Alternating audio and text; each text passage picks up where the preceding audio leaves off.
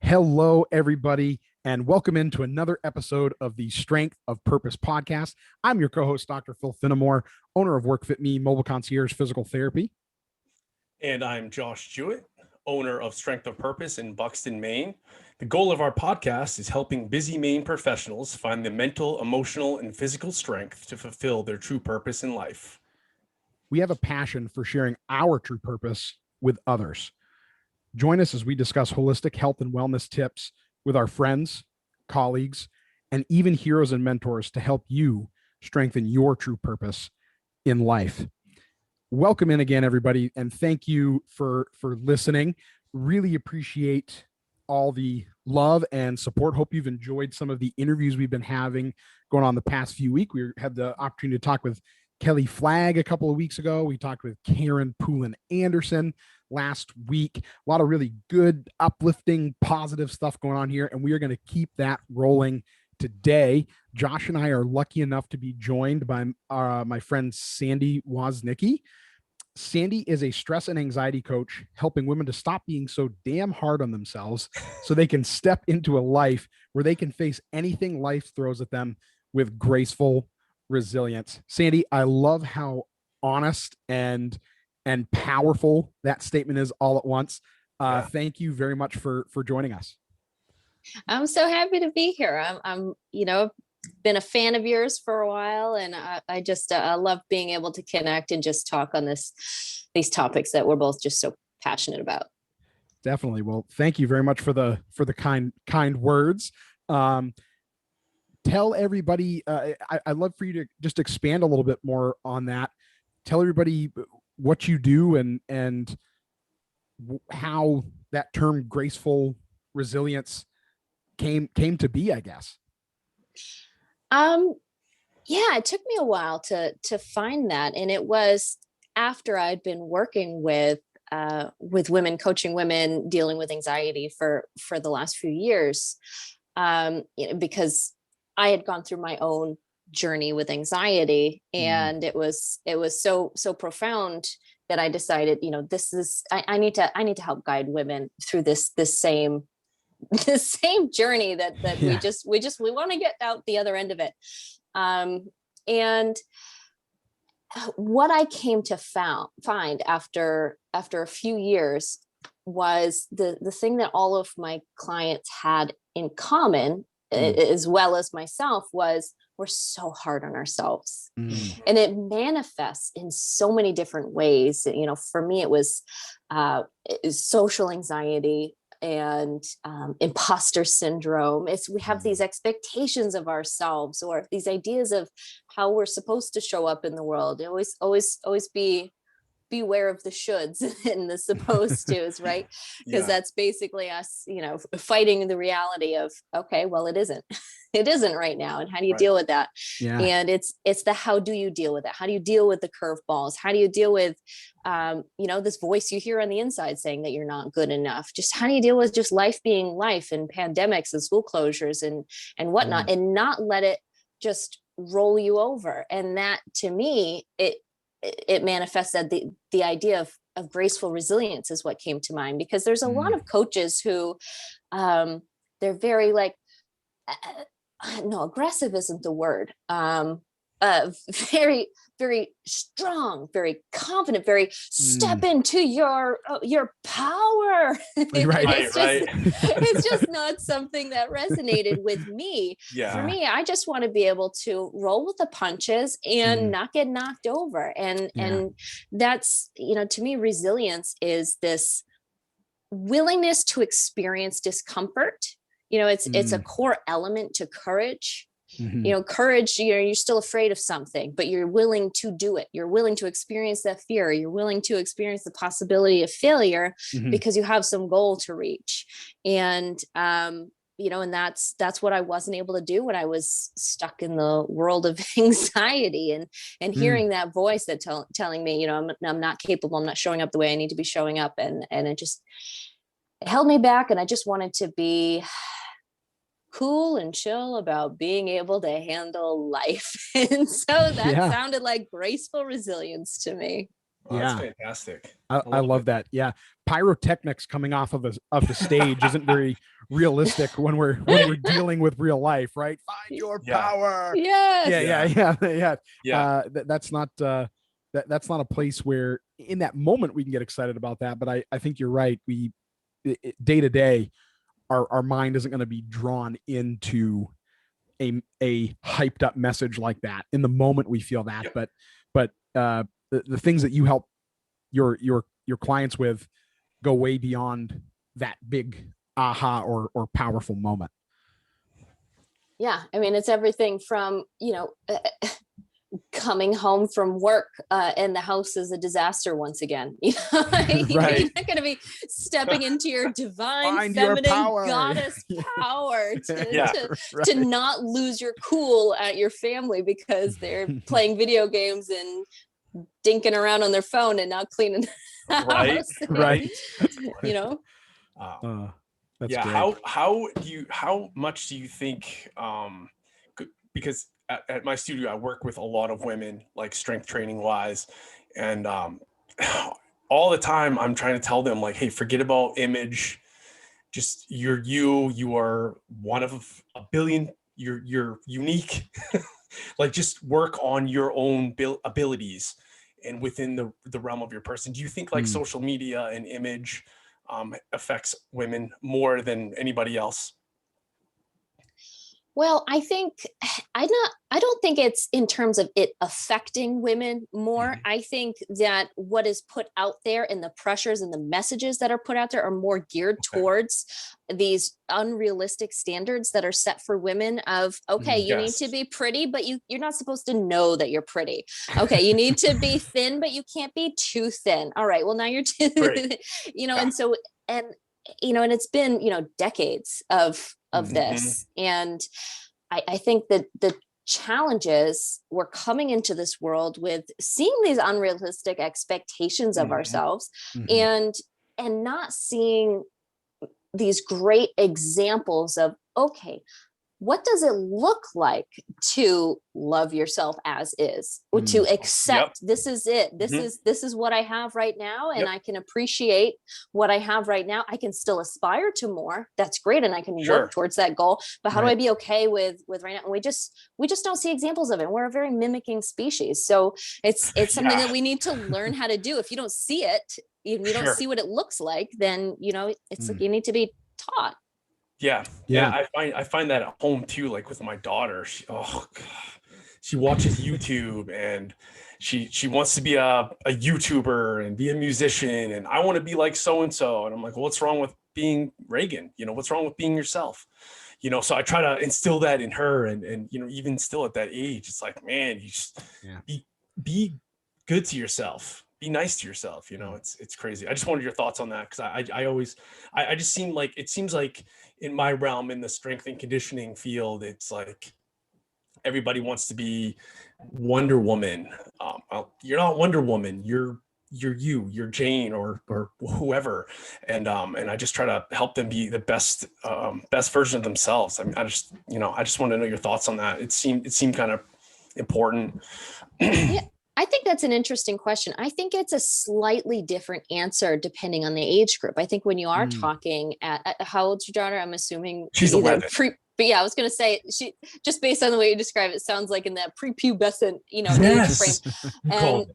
And I think when you're talking about that in the teenage and maybe even getting into college years, I think you might not know exactly what it is that I want and who am I yet until you start experiencing this and experiencing that. And it's like, okay, well, I really didn't like how it felt when I put my foot in my mouth trying to tell that joke. So that gives me a little bit of a clue about how I want to show up in the world, whether you're at your individual level of self-awareness is going to determine how much you actually pick up on that cue. Right. But you kind of got to go out and just try different things to figure out what your values really are, how with that example of, telling a joke and putting your foot in your mouth, that's something that I always dealt with, like being funny and humor has always been a really important part of my life. And whenever, I was the class comedian in high school, and anytime I ever put my foot in my mouth, or, somebody took offense to a joke that I told, or it was really poor timing or just in poor taste, it felt so just icky, and I just, didn't, I was like, I would feel embarrassed and I feel defensive and I would feel apologetic. It just felt wrong. And I had to do that, dozens and dozens of times before I became self-aware to recognize, oh, okay, well, I'm not living in tune with my values, because I didn't understand what my values were. And to me, once I did some deep core values work and recognized compassion to me is more important than my value of humor. Not to say that there's anything wrong with the other way around. A comedian can stand up on stage and make thousands of people laugh and feel great and have an amazing time at the sacrifice of maybe a few people taking offense. To them, it's more important to make those people happy and feel good and provide that value. So you can't say one's better than the other. Just like the whole, is it okay to tell a white lie to spare somebody's feelings? Well, to some people, no, it's not okay. Honesty is more important. To other people, no, compassion is more important. So you gotta go out and try all these different things to figure out what matters to me, what feels good, what feels right. How do I want to be and show up in the world? So when it comes to, say, like that teenage age frame, and you're trying all these different things, you see something in somebody on YouTube that you like, right? And you're like, oh, I want to be that. And I think it is an important mindset shift to situate yourself in, to recognize that I am envious of this particular quality. That's the quality that I like, and I want to embody that quality, but not, as opposed to, I think it's an important distinction between envy and jealousy. Envy is more aspirational.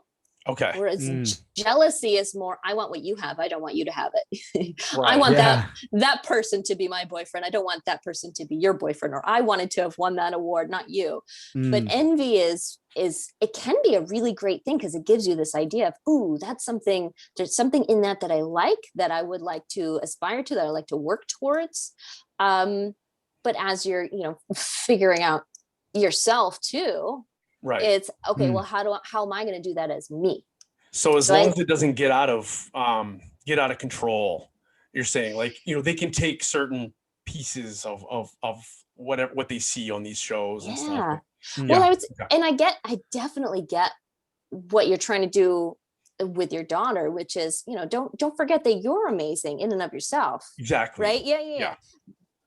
So maybe a question that you can ask her instead is, oh, what is it you like about what that person's doing? Or how might you do it differently? Or how do you think you could do it better? Or, that's great. Ask what about it that they like, and ask, is there anybody else who does it like that too? And so they start thinking in terms of, not, I need to be this person, this person is what I need to aspire to, but maybe the actions that person takes, or the values that person represents, is what's really resonating with her. Yeah. Okay. So standing there with my arms crossed and telling her that this show is dumb isn't a very good idea. Josh and I are over here furiously taking notes as girl dad. Sandy, you can bill us for this session if you seriously.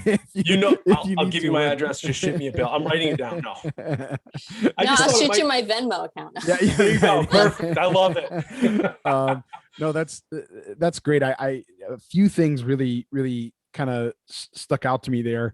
One thing, kind of going back to our expectations of ourselves, which I think oftentimes are expectations we place on ourselves that are actually expectations of something way outside of ourselves. And those things get so incredibly polarized, I think, right? Like you said, Sandy, you want to be thin, but not too thin. You want to be beautiful, but not too beautiful, or know that you're too beautiful. And there's, in some of those areas, especially online nowadays, there's almost been a shift back to being the opposite of those things is the thing to be. But when it's that polarized, it's like, well, aren't we doing the same thing to these people over here that these people were upset about before? So the part you talked about, Sandy, of sort of finding your own core values, I think is huge. And what's kind of surprising as you think about that is you might need some help actually figuring out how to find your own core values. Because even as I sit here and think about it as you were talking, I, like you, Sandy, have put my foot in my mouth a couple of times, so I know where you're coming from that core value. But I think that can be a pretty hard exercise for people to try to go at on their own. Yeah, I think so. And that, I walk my clients through some activities to pinpoint that. And the first one is thinking, it's my 95th birthday, my family and friends and colleagues, former colleagues, hopefully at the age of 95 are there, toasting me in this life that I've led. What things do I want to hear said about me? Not, maybe the things you've done too, but really thinking in terms of, in adjectives, how would I be described? How would they be toasting me? Sandy was a very, she was compassionate. She was funny. She was loyal. She was, is, because that's what it's a birthday. It's not a funeral. Some people approach this on what do I want to hear at my funeral, but you're kind of not there. So I want to hear it at my birthday. It doesn't really matter at that point, does it? Right. Yeah. So thinking of it in a celebration and you're being toasted, how do you want to hear yourself described? And, in another perspective is thinking about the people that you admire. So that's kind of why I brought that up, and what qualities in that YouTuber is really resonating with her. You think about these people that you admire, and then think about the qualities about that person that you admire. So I always use the examples of, I admire the Dalai Lama. I admire his compassion and his intelligence. And he's pretty witty. If you ever listen to him speak or see some of his writing, he's just subtly funny. And I really enjoy that. I admire Oprah and the fact that she's, she'll march to the beat of her own drum, and she's very driven. She's also very intelligent and spiritual. And I admire my father, who's very intelligent, also very, very much an individual who, I'd say, marches to the beat of his own drum, but he would then, not pick a drum. He would pick some other random instrument, because he's just that much of, and he's just not afraid to be himself. And I admire and you start to see those common threads, right? The Dalai Lama and Oprah, very, very kind, compassionate, giving people. So that's something that matters to me. And being able to be authentically myself and being okay with that, that's another value of mine. So that authenticity, and confidence. So finding those types, think of it in terms of a value as something that you can embody. It's a way that you can show up in the world in a particular scenario. And so those are a couple of ways that you can get down into, what core values really drive you. I mean, you have a ton of core values, but narrow it down on the top values, top 8 to 10. Because, think the 80-20 rule, right? Just there's a smaller subset that's really going to drive most of your behaviors. And I do an exercise with them, which it's too in-depth to do here, but to figure out which ones matter more to you than others. And then doing, this is important. It's important to know what values make up you. And basically being able to put down like 10 words on a piece of paper, and you look at it and it's like, yeah, that's me. Like that's exactly how I would describe me. That's or what I aspire to. That's it right there.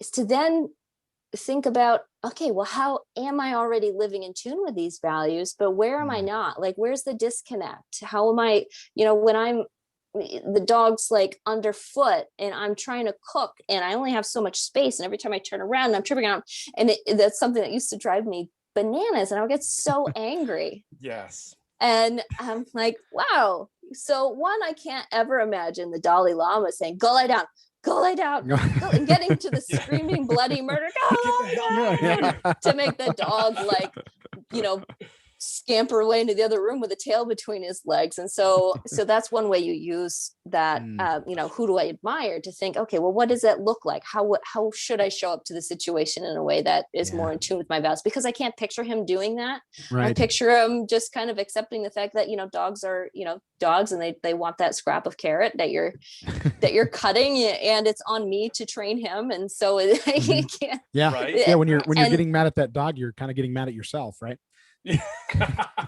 Exactly. Yeah. Exactly. Yeah. And so, even just those little shifts, I mean, not yelling at the dog while I'm making dinner. I make dinner every day.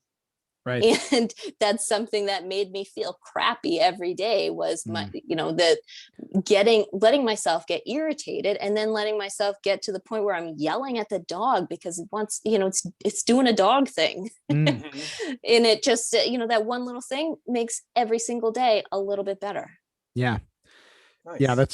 That's definitely powerful. And the big thing that I was sort of taken out of that, as you were saying it, is these couple of exercises kind of give yourself ways to check in with yourself a little bit and do a little bit of inward reflection in that moment, which is really hard.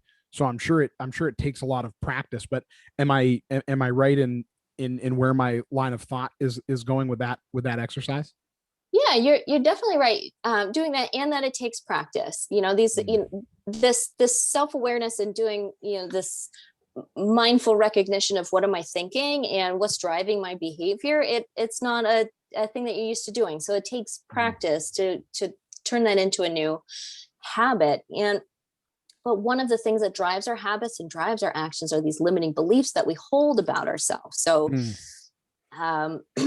thinking about someone with imposter syndrome, and thinking when they go into work that at any point somebody's going to figure out that anybody can do this job better than me, which is something that I believe for a very long time. And talking to ourselves in a way, saying things like, you really screwed that up. You screwed up that meeting. You really should have said something. You're not doing a good job. They're probably going to fire you. The way you talk to yourself when you have these limiting beliefs of I'm not good enough. If you recognize that compassion is an important value of yours, you can easily recognize that, wow, you are not being very compassionate to yourself in that internal monologue. I mean, it may matter to you to be compassionate to other people, but you're not fully embodying that value if you're speaking to yourself in a way that you would never speak to anybody else, in a way that you'd probably never even speak to someone you don't like, let alone your friends and your family. How can you invite some more compassion into that space? And that's a cue. It's a cue to say, okay, well, how would I talk to a friend of mine in a compassionate voice in this situation if they were going through the same thing? What kind of things would you remind her of, and use that same language back towards yourself? You stepping into being your own cheerleader. That's interesting, because I think I'm always hard on myself, and one of my mentors, or whenever I push through something like an injury or whatever, my mentor will always tell me, well, what would you give for advice to your client or somebody that you are working with? What would you give them? And I would tell him, well, why the hell aren't you doing the same thing yourself? Right. I think it kind of has a similar parallel to that, right? Like, just you have to be nicer to yourself. I mean, because I try to be positive and push people and get them going in the right direction here with Strength of Purpose. And sometimes I'm super hard on myself. Like if I miss a day of training, oh God, the sky's falling, but really I should listen. And when I tell another client that, hey, take a day off, you're stressed out, no problem. Like, right. It's like taking your own advice. Is that kind of where you're going with that? Yeah, I think it's definitely a taking your own advice. I think it's really a challenge to go from being super hard on yourself and setting these unrealistic expectations of yourself, or even realistic expectations, but there's a reason why you're not hitting it. Life happens or whatever. Right. Yes. To go from that to cheering yourself on with positivity and kindness is kind of it's a big step. So kind of a a place in the middle is to think, okay, well, how would I talk to a friend of mine if they were going through this? Yeah. So you can come up with the words, and you can, step into what that feels like to apply kindness and to apply positivity to the situation. Yep. And then it's less of a shift to saying that to yourself. And it just, Gotcha. it's a stepping stone for sure. But yeah, it's a good sign, a good reminder of, okay, well, I got to practice what I preach. And that's honestly one of the things I love about what I do is it keeps me accountable to practice what I preach. For sure. Yeah. It's, I think even those little shifts you talk about can certainly be hard for people. I know, and what all three of us do, we're trying to instill certain shifts into people's lives and help them along that path. But when people are being the hardest on themselves, is that a great time to start that practice because you're already having that inner dialogue going? Is that where's a good place to really start that sort of self-awareness to then kick it over into other areas of your life? I think that's actually a really, really good question that nobody ever asked, but I'm glad you asked it. So how do you get started? And I think it starts in retrospect, because you want to stop feeling like crap. You need to stop being so hard on yourself, because it's a strategy that's not working for you, right? There's a feeling like crap to get things done. And are you actually getting more things done? Are you more successful? Or are you safer because you've been so hard on yourself? The answer is probably no. And there's a reason for that too, which we could go into if you wanted to. But it starts in retrospect to look at and see, okay, well, that was the situation, and that's how I reacted to that situation. What was I thinking?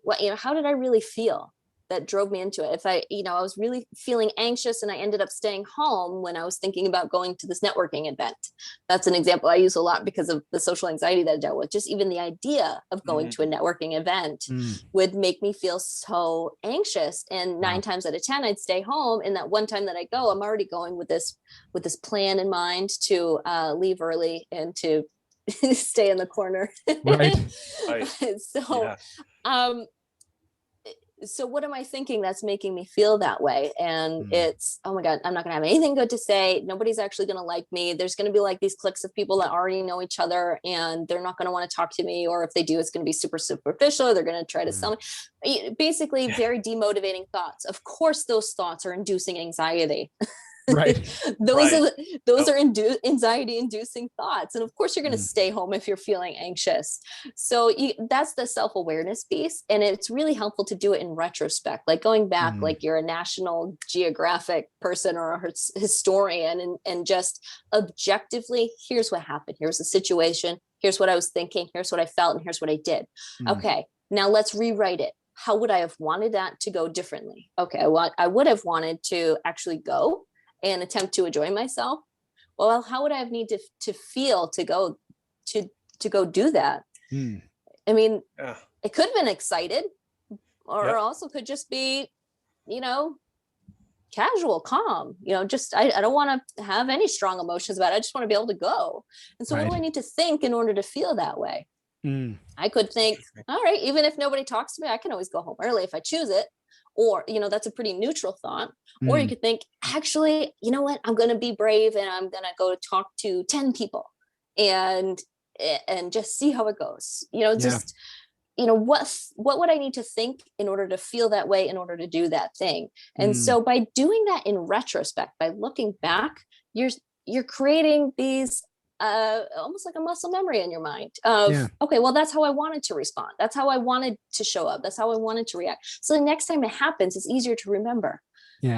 It's you already did the work. So you remember the next time it comes up, okay, well, I'm feeling anxious because I'm thinking this. Okay, I remember I did this before, and here's how I want to show up. And you just keep practicing, just like you said, Phil. You just keep practicing it. You're going to create new habits. You're gonna literally create new neurological pathways of new ways of doing things.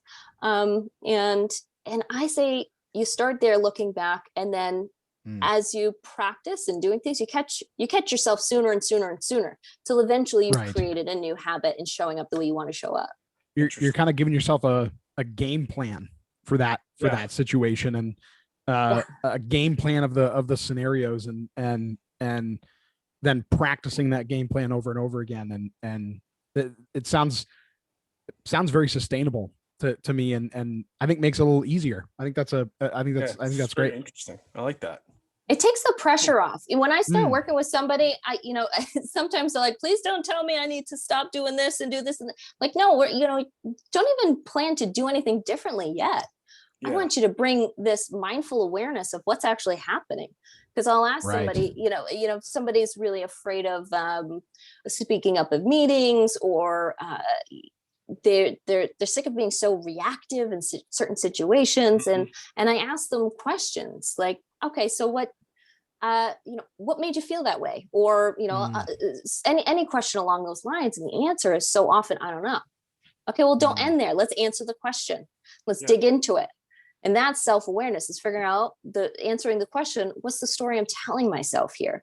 Because unless you bring it to the foreground, unless you stop letting these stories just mull around under the surface in the background, just ill-defined and ambiguous, there's nothing you can really do about it. You can't change it unless you bring it into the light and see, oh, okay, well, that's what I've been afraid of. That's why I'm feeling defensive. That's why I'm getting angry. Yeah. But awareness in those situations is huge. And I think that's why kind of the original point that came to my mind where we got going down this path is, I think a lot of times we need a little bit of help to have that sort of light bulb go off, because I don't know is a very easy way to say, well, I don't know how I was feeling 3 years ago when this thing I still remember. Like, well, we still remember that for a reason, right? We still hold on to those sort of anxiety riddled moments for a reason, and digging into that reason is going to make sure that the next time you have one of those moments, it could be better. Yeah. Can do it differently. That's exactly. That's awesome. So Sandy, do you have anything currently going on similar to what you've already talked about that people can take advantage of if what we've talked about so far is something that's really grabbing them as something that they need to be doing for themselves? Yeah, if you want to do more, learn more, we've got lots of stuff going on. So I think this is airing at the end of a self-love and self-care summit that I have coming up in March 18th to the 24th. But there'll be a nice replay after. So it's talks and sessions and workshops with coaches, doctors, and motivational speakers on the topic of self-love, the how-tos behind it, the different mental shifts to make, and what it really looks like from a lot of different perspectives, as well as a lot of free tools, journals, workbooks, downloads, and as well as some live demonstrations of some practices that you can do right in my Graceful Resilience Facebook group. And then coming up shortly is launching my Graceful Resilience group coaching program. Nice. That's awesome. Great. I like it. What is the format of that group coaching program look like? So we meet for weekly sessions, is group coaching sessions. And along with that is an on-demand course. So each week is a particular topic, and the goal is helping women work through anxiety and transforming that into graceful resilience and self-love and self-compassion and acceptance. And so each module, each week is dedicated to a particular topic, and there is a video module training, as well as growth work downloadable workbooks to put all of these practices into place, as well as guided meditations that support the theme of that week's learning. Wow, that's awesome. That's great. I think that as we've already alluded to, the guidance is a huge aspect of starting any new journey, but I think especially this one, because it's probably brings up a lot of things that people are somewhat either uncomfortable with, or they might not want to dig into, and they need the best way to figure out how to do that. But the support that's going to come from that group, I think, is going to be very powerful for people. Yeah. Absolutely. I'm looking forward to it. We just wrapped up the last group just a couple of weeks ago. So I'm really looking forward to the next group of women to come on in. Fantastic. That's awesome, Sandy. Fantastic. Josh, did you have any other big burning questions for Sandy? Man, I'm taking it all in, Phil. Holy all right. Yeah. It's awesome. I think it's great. I think that it's nice to see that things are shifting, Sandy, and you're helping women feel, more empowered, more like they have a voice, that what they say and what they do matters in our world. I think that's awesome. So, especially with anxiety and all that stuff. It's terrible. I suffer from that. I hate it, but I try to deal with it. And I was writing down stuff too, even though I'm not a lady. I'm sure that what you're saying can help men too, right? For sure. Yep. I have had male clients. Yep. That's cool. No, I really think it's awesome what you're doing. So yeah, cheers to you. Oh, thanks. Thanks to you. You just made my day. So cheers right back at you. Sandy, I have Josh's Venmo account if you need it. Oh, sure. Yeah. No problem. Yeah. We'll connect after. But yeah. No, I just think fantastic. it's just awesome. Like that, what she does is just it just grabs me, and I think it's awesome because like a lot of people I see and hear, a few ladies, they're super anxious when they come here. If they come here without their friends, they're like, ooh. And so I just like breathe, get down, do some breathing, relax. Yeah. Okay. Yeah. Great. Yeah. It's awesome. That's awesome. So before we get to our last couple of questions, Sandy, you've already talked about your summit and the new group that's going to be starting up around the time that this podcast is out. What are some other ways that people can find you and reach out to you to learn more about what you do and how you can help them? Absolutely. You can join my Facebook group. It's Graceful Resilience for Women with Anxiety. And when you join that group, just put in your email address and I'll also give you free access to my stress detox mini course. Awesome. That has some guided tools and meditations, some great insights for you there. And if you just want to check out my blog, I've got some workbooks, learn a little more about my journey and what I do and my one-on-one coaching. You can visit me at stresssandanxietycoach.com. Fantastic. Awesome. Great. Everyone should go check that out. Yeah, we'll blast it. I was looking through some of that this week, and there's a lot of real good information on that website. So check out stresssandanxietycoach.com. So the last two questions we have, Sandy, we're on this podcast, we're all about helping people build physical, emotional, and mental strength. So what is your definition of strength? Of strength. That the strength to me, it just comes back to resilience. It's this willingness. We forget to be willing.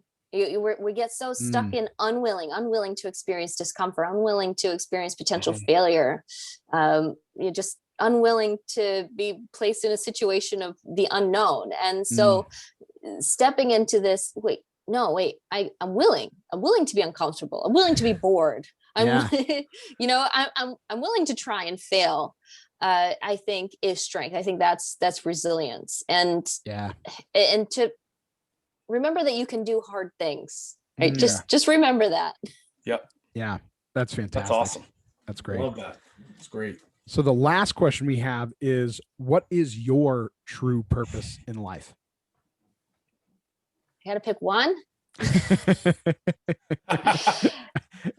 hard, isn't it? Just rattle them off. I think maybe what it comes down to is I feel like to be my best me, just to continue just this journey. And the more tools I put into place, the more self-realizations that I come to, the more missteps and failures that I make, the more I learn and the more I can step into like the real me. I feel like the older I get, the more layers of the onion I'm peeling off, and just getting closer and closer to, me. And, this, almost 40-year-old me is so much more me than the almost 30-year-old me was, and especially the almost 20-year-old me. And I just, I like, the more I get to know me, the more I like me. And so the more I'm me, and the more I like me, the better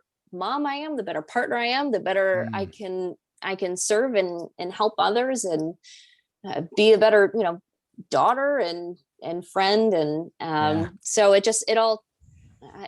think just being my best me helps me with all of the other missions in life. You got it. Awesome. That's great. See, that was one answer that covered all the bases. I love that. That was perfect. Your dog appreciates it too. I cheated, didn't I? No, you didn't cheat at all. That was a fantastic answer. I love how all of these have been so incredibly unique, and it just shows that kind of shows what we're trying to do with this, which is everyone's strength and everyone's purpose is unique. So you just got to find the right ways to go about strengthening whatever your purpose is, which is fantastic. Well, awesome. Sandy, I can't thank you enough for joining us today. If anyone has questions for Sandy, please feel free to reach out to her. All of her contact information will be in our show notes. You can also reach out to her through us on our social media at Strength of Purpose Pod on Facebook and Instagram. We always appreciate you listening. And if you could give us, be so kind as to give us that 5-star rate and review on Apple Podcast or wherever you find podcasts, we'd love to hear from you. We'd love to hear your feedback. If you'd like to watch us as well, you can watch us on YouTube. You can just search Strength of Purpose Podcast and find our YouTube channel. Make sure you subscribe and hit that notification bell to get those notifications when we post a new episode. Join us back here next week. We will be having another round of interviews starting up then. We don't have all those fully lined up quite yet, but we'll have another great interview coming your way as we head toward April. Sandy, thank you so much again for joining us today. Thank you so much. It's awesome. Thanks, guys. Have a good one, everybody. Bye.